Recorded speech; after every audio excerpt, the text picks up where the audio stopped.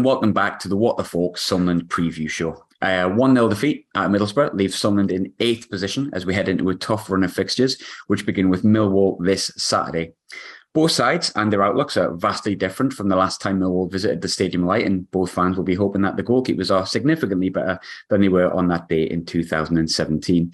However, if you haven't checked the Millwall in the past few years, luckily for you, we have the excellent Kai Bennett from the South London Press and That Millwall podcast to give us a lowdown on the Lions and their season so far. But Kai, first and foremost, mate, how are you? You okay? Yeah, I'm good, thank you, mate. That was an absolute farce a couple of years ago, wasn't it? It was ridiculous. I've never seen a more mad game than that. The thing is, I remember looking back at that game, and I mean, obviously it was Robin Wright who was in goal for us that day, and I think it was Archer in goal for you. And it was like all 4 goals. I was trying to pick which was the worst, and I think I decided your second was the worst. He literally chucked it in. I'm convinced there was some sort of match fixing involved in that game, right between the goalkeeper. It was unbelievably bad, wasn't it? Like I don't think I've ever seen worse. It was really bad. I think that was our season in a nutshell with goalkeepers that year. But that game in particular sticks out like a sore thumb. Believe it or not, Kai, he was our best of the 3 goalkeepers we had that year. So make of that what you will. Thankfully, a long, long time ago. I think obviously we're going to delve deeper as we always do in the podcast. But as always, you have to start from the top. So we'll go with your most recent result. You cut out like a 3-game losing streak with a solid 2-0 win over Cardiff City. How was the performance and how was the win? Much better, much improved. Last couple of games, we had some tough games to be fair to us. You know, Burnley, Norwich away, and Sheffield United away, which also lost. Is probably the most disappointing one would have to be the Reading at home. I mean, how they're up there. I mean, got no idea. Like honestly, I don't think I've seen Millwall play so bad like that, but still look in the game. If that makes sense, like. They were ridiculously bad, and okay, they get a goal, they nick an early goal, and you could see what was going to happen from there. It's going to be time wasting if they're happy to see it out, and as you probably would be. I mean, Den's a tough place to come to, and if you get the lead, you want to hold on to it, don't you? So, I think the Cardiff match was a much more Millwall-like performance. We worked hard, we dominated. We tried to dominate the ball, which was good to see. They had very little Cardiff. They had maybe they hit the post in the first half, but other than that.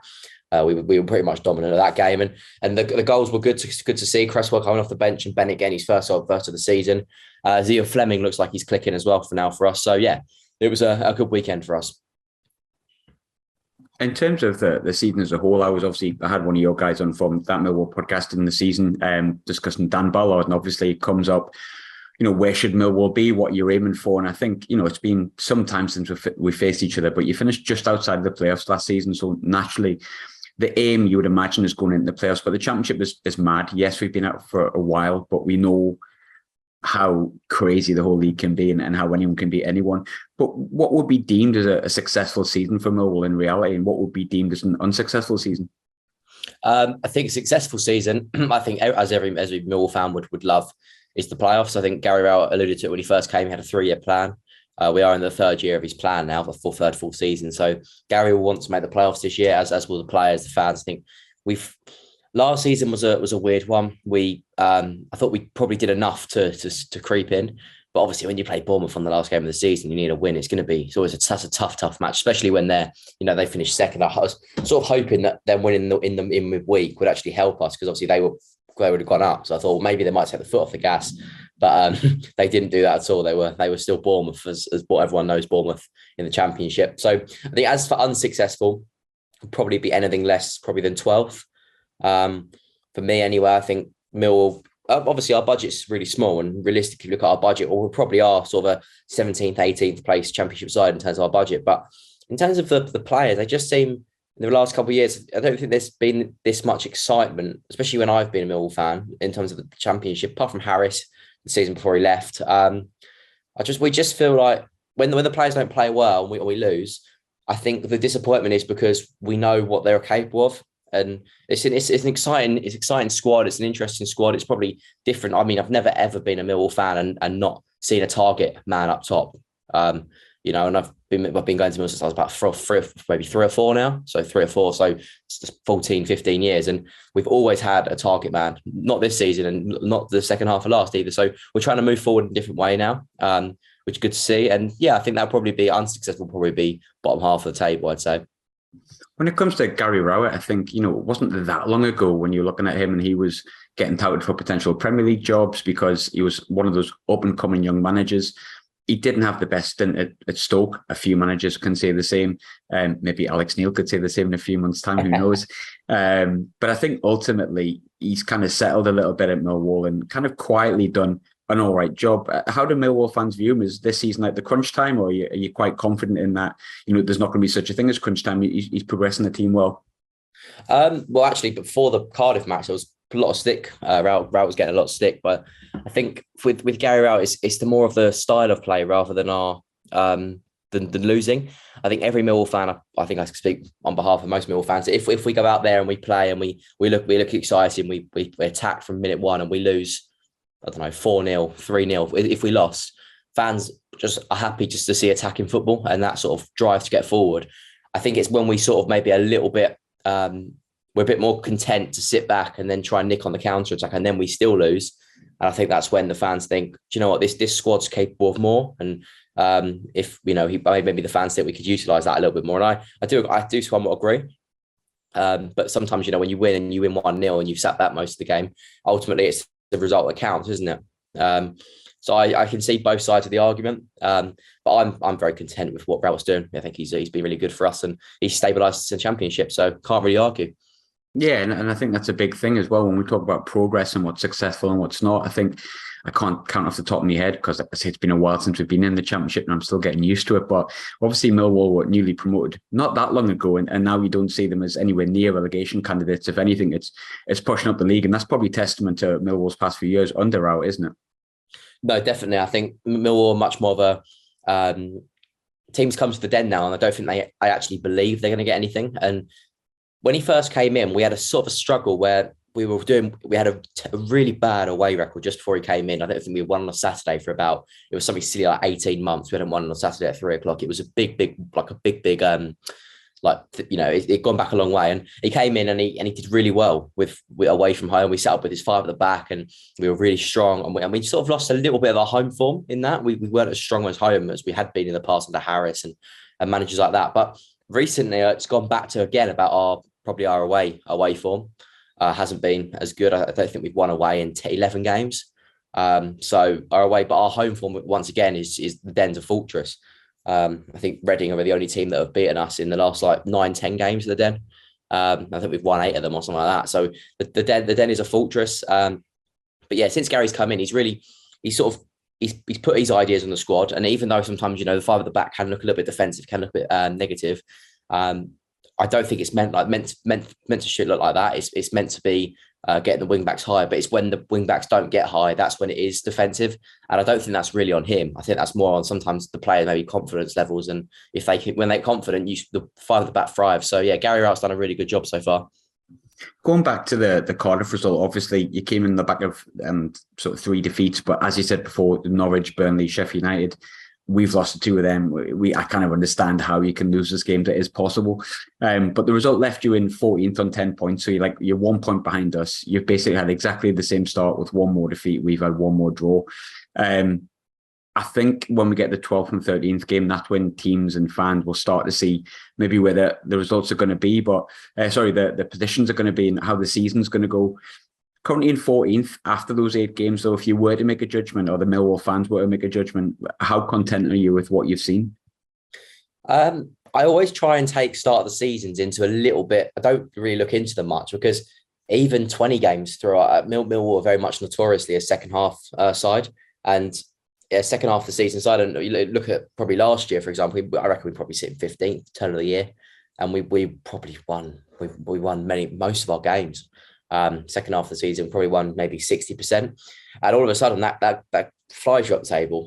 We won five in a row in the second half of the season. So I'd just like to see us be late, maybe, because what happens sometimes is the fact that we didn't get the playoffs last year is because we started that a little bit too slow.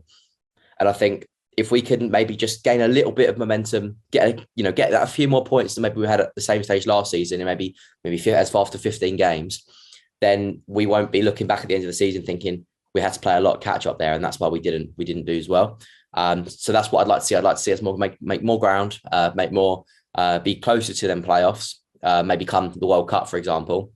and then be able to properly go on a second half of the season, march towards them. So yeah, that's what I'd say. But no, so far I'm happy. I don't think 8 games in, isn't it? So it's hard to sort of judge it too much. But I've been happy with what I've seen. I'm really pleased with all the new signings. Look great. So yeah, no, it's exciting.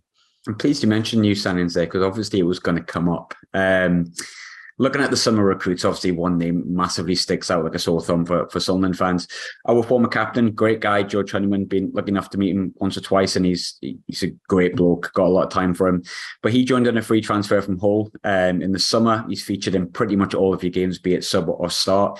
It's probably too early to judge. As you say, it's 8 games in, but from what you've seen of him, what are the Millwall fans made of his time and how's he settled in? I think George Honeyman is you'll get this as a Sunderland fan, and the hard working community, that sort of stuff. And Millwall fans love a hard worker, and I think George Honeyman just fits in at Millwall so well. He works unbelievably hard. I mean, I'm telling you this, but you already know all this, don't you? So he works unbelievably hard. I think he's got that little bit more quality than some hard work. You get them hard working midfielders that don't really offer that much on the ball, but he's got that little bit more quality. Got that. He's scored for us this season as well already. So. No, I love him. I think he's a really good player. Hasn't actually started in the last couple of matches. But I think that maybe he needs a little bit of a rest because the amount of energy and yards he puts in, you've got to expect that little bit of tiredness, haven't you, every so often. So that game off on Saturday, and hopefully back in the squad next weekend. It's a funny one with Honeyman because obviously he was captain with us. He had the championship season, but less about that the better. Obviously, we've talked about the Millwall game, and that was one of the funnier moments in a really horrendously depressive season. But he had that season with us. I think after that, obviously he spent time in League One and was our captain. And I think there was some fan base. He was very Marmite with Sunderland. I think everyone agrees, works hard. I really liked him as a person. I really liked him as the captain, and I was a bit disappointed when he was sold. Some fans didn't feel he was even League One level, but he's come up with Hull. He's done well last year. From what you've seen so far, would you say Honeyman is a championship standard player? Has he kind of made that grade that we weren't 100% sure he would? Yeah, no, I would say so. Obviously, I saw him a little bit at Hull when he was at Hull last year. And funny enough, he scored both goals at their place against us last year. So, we knew he had that goal threat. That's something we've needed for a little while now, some goals from the midfield. Him and Zian Fleming coming in are 100% going to add that. So no, I think Honeyman is definitely a championship player, and he's a good one too. He's a hard worker, and he's got quality as well. So yeah, really pleased with that signing. Obviously, he hadn't started the past few games, but say he was to start, or if he was to come on, where's he likely to play? Because I wouldn't say he was massively versatile with something, but he could play on the right, he could play in the 10, he could play in the sort of deeper line role. I think much of a muchness wherever you played him, but where's he playing for Millwall at the moment in these first few games? So he was playing in the number 10 role, but now Zian Fleming's back from injury. I'll sign him from Fortuna Sittard. He's back. So Honeyman has sort of dropped out of the team since he's been back in. But I could very easily see Honeyman slotting in, right in the centre of midfield alongside Saville or Billy. And I'd be very happy to see him there. So I think maybe for him, the number 10 didn't look that comfortable in the number 10 position. As much effort as he put in, he did show quality on the ball, but I just think he maybe didn't know perhaps all the time where to be. And I think that's, he's endeavour and work rate never lets him down, does it? But, sometimes it's the positioning, especially against games like Norwich, where when you get on that ball, you need to make something happen because, you're not going to get that many goes at making chances. So, but no, I can see him fitting in right in our midfield, engine, box to box. And yeah, I hope he'll get a chance there. Sounds exactly like the George I know and remember, just sadly in a different league that we were in. But I think elsewhere, you looked at obviously your summer recruits. I think far and wide across the seasons, when you look at who you brought in, it's been minimal fees, there's been loans here and there, but you did spend money on Zian Fleming from Fortuna Sittard. Benica Forbes came in, Jimmy Shackleton's came in from Leeds, as has Cresswell came in on loan from Leeds as well. As always, there's been a decent amount of players that have came in. From the first 8 games, taking Honeyman out of it completely, who's been the most impressive with the summer recruits? Well, it's a difficult one because we haven't actually managed to see that much of Fleming since he came in. Obviously, he got injured and he was out for about 4 games. But what I've seen of him in the last 2, I've been really, really impressed with him. He's got quality, and he was brought in, I guess, to dare we say his name, Jeb Wallace. But I guess he was brought in to sort of move us forward in a different way. So we didn't want a light-for-light replacement for Jed. We wanted a replacement that was going to take us in a different route, different way. And Fleming does that. He gives you that option in the midfield. And he's so confident on Saturday. It's really funny. He tried a scissor kick. And I reckon that's probably the first time I've ever seen any Millwall player try that. And it was, honestly, I loved it. And I love the way every time he gets on the ball, he tries to shoot. You can see his confidence is there. And 9 times out of 10, doesn't go too far away. So you get to score. But I think he'll be a massive signing for us this year, especially in another one, brought in Andreas Volslama from the German league, so Union Berlin. He looks just what we were looking for up top, a little bit of pace, hold up the ball well, and looks an all-round good player. And then the other one I'll mention, I'll give him a little mention as well. I mean, he made his debut on Saturday, Callum Styles from Barnsley. He looks like a top player. I think we got him for a loan, season-long loan. I think there is some sort of option at the end of the season for that. Some articles are reported. So, no, he looks a top player. Leeds boys have been good as well. Cresswell's scored like 3 goals. So, he's been good. But they've all been good. But I'd say I reckon the one that's going to drive us up the table the most is going to have to be Fleming. It's funny when you mentioned Styles there. I think there was about 6 clubs after him, and there was decent rumours that he was sort of linked to Sunderland. And I think most Sunderland fans quite fancied that, but then obviously he ended up at Millwall, and he's came in from Barnsley. So unfortunately for us, it's not very nice to see that he started well, but nonetheless. I think going back to the game against Cardiff, obviously, I don't know if Rowett is the kind of person to play mind games, but he has mentioned that Sean Hutchinson, who's your captain, and Charlie Cresswell are likely to miss a game on Saturday. I think Hutchinson's definitely out, which is probably a benefit for us because I just believe he's a big Newcastle fan. I could be completely wrong with that. I'm pretty certain he is. Yeah, I think you're right, yeah. Yeah, which we could do without, to be honest. But if those two are out, which it looks like they might be, how much of a blow is that? And have you got ample replacements, or is it going to be round pegs and square holes? Or no, square pegs and round holes, something like that. You know what I mean? Hutch will definitely be out.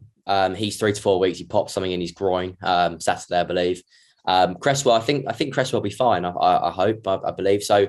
Well, if they're both out, it's 2 big blows. But I'm sure we'll fill it somewhere or another. We've got Coops in there, we've got Murray in there, who can, they're both play in there. And then if we need to, we've lost Ryan Leonard as well to injury, 3 months, and he was probably your other one that could play in the centre back role. But no, I think we'll be fine. Murray Wallace, Cooper. And then we'll have to get someone else in there if they're both unfit, not to play. But I think Cresswell should be fine. Hutch is definitely out, but it will be a big load to miss Hutch. He's our captain, and he seems to give us that little bit more defensive. I'd say a bit more solid at the back when he plays. We haven't been as good defensively this year. I think that'll click at some point. But he's going to be a big blow. Yeah, and I think it's probably vitally important that he's not fit as well, because he's going to be up for it. I'll just double check that. I never like to Google during the show, but I did nonetheless to make sure my facts were right. And he's dyed in the wool black and white, unfortunately for him. On the subject of injuries, though, obviously, I spoke to you in the summer, obviously off the record, not on the podcast, and spoke to your podcast about Dan Ballard. It feels like a bit of a pointless conversation in many ways, because he's obviously definitely out and he's got a broken foot. But he did impress in the couple of games that we've seen him play, like quite a lot. Unfortunately, he won't play this Saturday or for the foreseeable. But when he's back fit, based on your experience of Dan Ballard at Millwall, how good of a player do we actually have there? Oh, he's unbelievable, Dan Ballard. A really, really good player. Can't believe, to be honest, Arsenal actually let him go. It was always going to be one of them ones. Could we sort out? Could we not? And I think we probably ended up leaving it. We saw Cresswell came in, and Cresswell seems like a really good signing. But with Ballard, I feel like you've got if he stays, you've got a future captain there. Put it that way. He's strong. He knows what he's doing. He's commanding. And I do wonder whether we're just maybe missing someone like him at the back this year. Maybe that's why we haven't been so good defensively. But no, he's a cracking player. To be fair, you never want to see a player out, especially one that did so well for your club. And I had a lot of time for Dan Ballard. I thought he was a great player and loved him back. But this Saturday, I feel like that would have been one way he'd have definitely scored. So it's as you say about Hutch, Newcastle. Ballard would have. I think if Ballard had been playing, I think every single Millwall fan would have put a bet on Ballard scoring and probably got themselves a fortune. So but it's sad to see him out because he's such a cracking player and good top lad as well. Yeah, I think most of the Sunderland fans have already got a fiver on Honeyman scoring. So I think every player that came back last year scored against us, apart from potentially Charlie Wyke. And I'm pretty sure I'm accurate with that. So yeah, but nonetheless, it is what it is. Sort of away from the Dan Ballard injury, I think the obvious answer when I say who you worried about would be Ross Stewart. But as Sunderland fans will know, and as you know, he tweaked his thigh yesterday and it doesn't sound great. I think he's definitely going to be at least a doubt.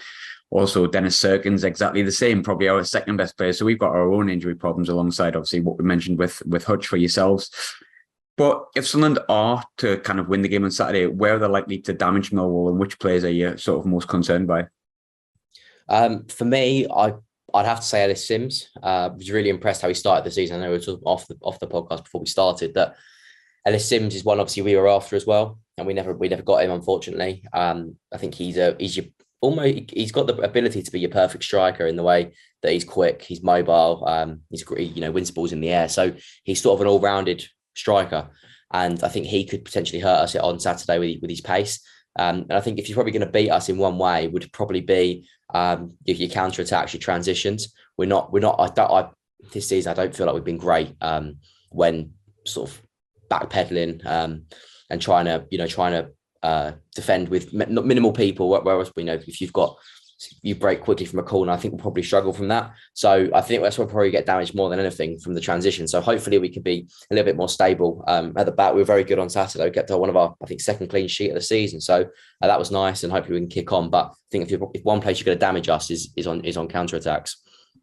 Looking at the 3 games that you played where you got beat back to back, again, I know it's Norwich, Burnley and Sheffield United, but you didn't score in those games. You mentioned defence once or twice and how that's a bit shaky. Is goal scoring a problem, or is it a case of those 3 games kind of in isolation? I mean, if you look on paper, yes, the goal scoring was a problem, but I think the fact that again in these games, we created this. Burnley, for example, they went 1-0 up, I think, 62nd minute. There was the 15 minutes after half time and leading up to the Burnley goal was probably some of the best attacking football I've seen of Millwall all season. And we could have scored at the post. Fleming made a forced keeper into a good save from a free kick. And it's just them fine margins, isn't it? If they go in, then, we're looking good. We're looking good for a win. And the goal scoring is absolutely fine. So I think sometimes it's fine margins. We don't seem to always get the rub of the green. I'm sure every fan will say that about any club. It's a well-known thing. People say that. But there's been times this season where you think, how has that not gone in? And we have got luck against Swansea. 2 own goals in the last 2 minutes I've never seen anything like it. But no, I think goal scoring isn't a problem. Now we've got Fleming back, Boggy's fit, and Benny Kofobi scored goal Saturday, so his confidence will be up. So no, I think we'll be fine now. But I'll probably put them 3 games down in isolation. Talking about the game on Saturday, I think you touched on Millwall's home form and how important that is, and I think for any side that want to be successful across any level of football, your home form's massive. Sunderland have only won 1 game, but we've also only lost 1 at the Stadium Light. And to be fair, give or take, for a goalkeeper scoring a 93rd minute equaliser and Coventry scoring a really good goal, it might have been 3 wins, 1 defeat, and the rest of it. But I think essentially at home, we do feel quite strong in terms of the atmosphere is up. And I think even though we're newly promoted as a League One team, if I do say so myself, I think we're quite a big football club. And I don't think it's a place that people would fancy coming. How do Millwall fans view Saturday's game? Because I suppose if it's another League One club, you may be looking at it as a newly promoted club you can beat. In essence, we are a team that's just come up. But with all due respect to other League One teams that have come up, there's not 40-odd thousand fans there that will be getting behind the team. So how do you view it? Do you view it as a game that, it should be a win, or would you be happy to take a draw or a kind of in between, or what? Probably right now, I'd probably take a point. But if I think for us, I think as a fan, as I think what Gary Rowett will be thinking is if we want to make the playoffs this year, it's the sort of games we need to be winning, because Sunderland ultimately they are a big football club. They are, for me, they're one of the sleeping giants, aren't they? Really. So for me, it's going to be a tough game. The atmosphere is going to be good. Sunderland fans will get there in their numbers, and obviously Millwall fans. I don't know how many are going up, but however many go up, they'll make a lot of noise. So it'll be a good game of football. Hopefully, good atmosphere, and I just would like to see us be, as I said, a little bit more solid at the back and take our chances when they come. And I think we'll be okay. I'd take a point right now, but as I said, I think if we're going to go for playoffs this year, these are the sort of games we need to be winning, the teams in and around you, and trying to get that upper hand early on in the season. It's funny as well, talking about how Millwall fans would view the game, I suppose. When it comes to Sunderland as a whole, obviously looking completely from the outside looking in, and kind of your opinions on Sunderland will be maybe the same as I've got on Millwall. You don't know all the details, so you can't always have a full rounded, sort of maybe balanced idea about it. But from the outside looking in, how far do you think Sunderland can go? Or do you think Because obviously some people are saying we could go playoffs. I don't think it's going to happen. I think the fans are quite happy to be safe in 15th, and I think that's a much more realistic aim. But some pundits are saying, they've got the momentum and they can do this and that and the other, which I don't think many Sunderland fans subscribe with. But what are your thoughts? How far can Sunderland go this season? Do you think it's a case of just consolidating, or should we try and push higher and work on that momentum? I think so. There's no reason why not. No one wants to play an underdog in the Championship, and that's what Millwall have been for many years. But pundits still write us off. We've done all these things in the Championship, and they still write us off. They still say we're not as good as these other teams, and we've beaten the other teams as well around us, and they still write us off. But I think with Sunderland, that obviously I've watched Sunderland Till I Die and the Netflix show, and it's amazing how big your club is. Like look at the infrastructure there and stuff like that, and you think, God, this club is it's bigger than the Championship for sure. The attendances you get in League One, Championship it's different class, isn't it? So no, I think Sunderland should be pushing for playoffs, and maybe even if it's not this season, that should be an aim for next season. But no, I've got no reasons. Every team, listen, there's every season there's a team that surprises, isn't there? And last season it was the season before last it was Barnsley. And I've got no reason why Sunderland can't be up there this season. God, I hope so, but I'll be happy with 15th, like I've said since the start, I think. But nice to hear.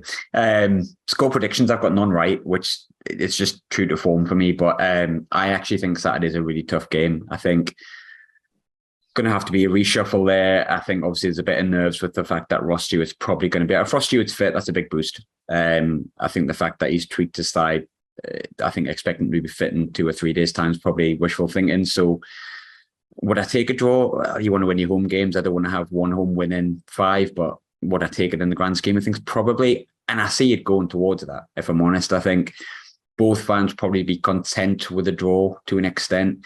I think it'll be a cagey affair. So I'm going to go 1-1, but I always get everything wrong. So it won't be 1-1, but I'm going to say 1-1. But Kai, if you were to make a prediction, if you were to put a bet on, where would you go? I was actually thinking 1-1, but I'll spice it up a little bit. I'll go positive. I'm always positive on the podcast, and I get a lot of people, they always tell me I'm optimistic and stuff like that, but I'll be optimistic for Saturday. I think it's got to click at some point away. And I can't see us keeping a clean sheet at Sunderland. So I'll go 2-1 Millwall. You've got to back your team, haven't you? You've got to do that. Nothing wrong with a bit of positivity. So says me, who's been negative for about 2 weeks now. But Kai, if people want to listen to sort of Millwall stuff or catch obviously your stuff you do from a journalist perspective, where can they follow you? Where can they find the podcast? Where can they find your written stuff? So podcast at that Millwall pod on all social media. We do twice a week podcast. We'll probably do one for the Sunderland game. I expect probably Thursday, so that'll probably be out Friday. So you want to catch it from Millwall point of view, and then we'll probably do a review maybe Sunday night, Monday night. So if you want to hear a review, especially if Sunderland have won, I'm sure I love doing that, don't you? When your team's beat another team, you love going to another channel and listening to what I got to say. It's fantastic. So yeah, obviously if you do fancy it. That Millwall pod on all social medias. Me is just at Kai Bennett 32 on Twitter. So yeah, perfect. Kai, great guest. I wish you no luck on Saturday, but all the luck in the world for the rest of the time. All right. Thanks for coming on, mate. Cheers, mate. Thank you very much for having me. No problem.